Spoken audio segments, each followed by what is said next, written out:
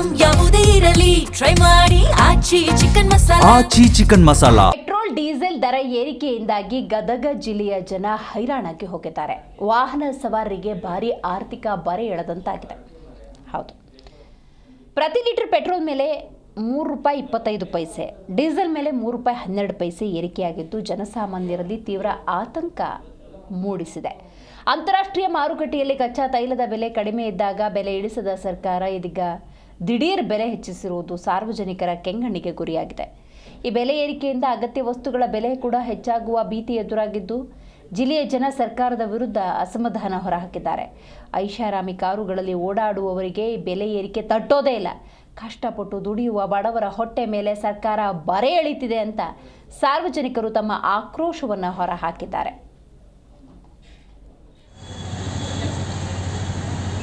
ಇವತ್ತಿನ ಪರಿಸ್ಥಿತಿ ಏನಾಗೈತೆ ಅಂದ್ರೆ ಇವು ಮೊದ್ಲಕ್ಕೆ ಸಿಲಿಂಡ್ರ್ ಬೆಲೆ ಹೆಚ್ಚಾತು, ಈಗ ಪೆಟ್ರೋಲ್ ಬೆಲೆ ಹೆಚ್ಚಾತು, ಬಂಗಾರ ತೊಗೋಬೇಡ್ರಿ ಅಂತೀರಿ.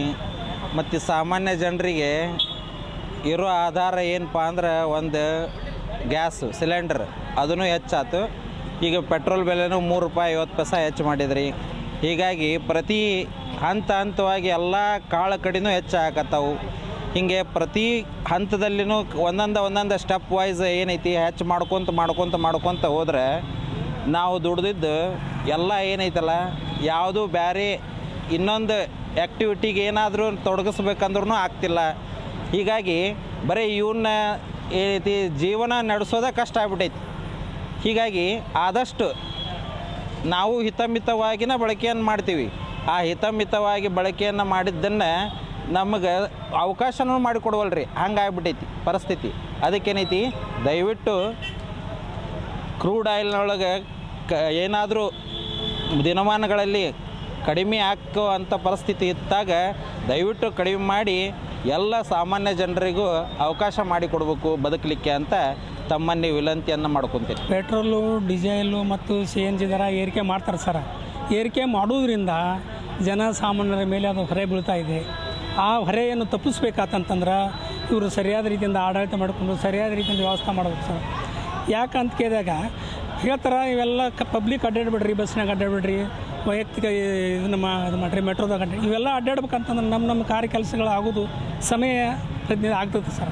ಅದಕ್ಕೋಸ್ಕರವಾಗಿ ನಿಜವಾಗಿ ಕೇಂದ್ರ ಸರ್ಕಾರದ ಮಾನ್ಯ ಪ್ರಧಾನಮಂತ್ರಿಗಳಿಗೆ ಹೇಳ್ತೀವಿ, ಅದೇ ರೀತಿ ಮಾನ್ಯ ರಾಜ್ಯದಲ್ಲಿರ್ತಕ್ಕಂಥ ಮಾನ್ಯ ಮುಖ್ಯಮಂತ್ರಿಗಳು ಹೇಳ್ತೀವಿ, ಜನಸಾಮಾನ್ಯರ ಅನುಕೂಲಕವಾಗಿ ಇರತಕ್ಕಂಥ ದರವನ್ನು ರೇಟನ್ನು ಮಾಡಬೇಕು. ಯಾವುದು ಪೆಟ್ರೋಲ್ ರೇಟು ಮತ್ತು ಡೀಸೆಲ್ ರೇಟು ಜಾಸ್ತಿ ಆದ ಕಾರಣ ಯುದ್ಧ ಕಾರಣ ಅಂತ ಹೇಳ್ತಾರೆ ಇವರು. ಯುದ್ಧ ಕಾರಣ ಆಗಿರ್ಬೋದು. ಬಟ್ ಇಲ್ಲಿ ಮಧ್ಯಮ ವರ್ಗದವ್ರು ಇವರೆಲ್ಲ ಮೆಟ್ರೋದಾಗ ಅಡ್ಡಾಡ್ರಿ, ಮೋದಿಯವರು ಒಳ್ಳೇದೆಲ್ಲ ಹೇಳ್ಯಾರ, ಇಲ್ಲಂತ ನಮ್ಮ ಮೋದಿಯವರು ಹೇಳೋದು ಕೆಟ್ಟ ಅಂತ ಹೇಳತ್ತಾಗಲ್ಲ. ಪೆಟ್ರೋಲು ಮೆಟ್ರೋದಾಗ ಅಡ್ಡಾಡ್ರಿ ಮತ್ತು ಸರ್ಕಾರಿ ವಾಹನದಾಗ ಅಡ್ಡಾಡ್ರಿ ಅಂತ ಹೇಳ್ತಾರೆ. ಅಲ್ಲಿ ಬೆಂಗಳೂರು ಸಿಟಿ, ಬೊಂಬೈ ಸಿಟಿ ಒಳಗೆ ಬೇರೆ ಸಿಟಿ ಒಳಗೆ ಮೆಟ್ರೋ ಟ್ರೈನ್ ಎಲ್ಲ ಅನುಕೂಲ ಅದಾವೆ.